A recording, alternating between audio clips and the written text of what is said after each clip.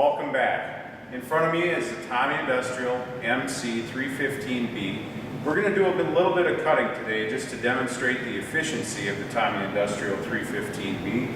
I have our speed set to low because we're going to be cutting ferrous metal today, 1¼ inch schedule 40 pipe. I'm going to go ahead and true this up to the end of the vise, and then I'll hit the foot pedal and you'll be able to see the jaws close on the vise and it automatically coming down and doing its cut cycle.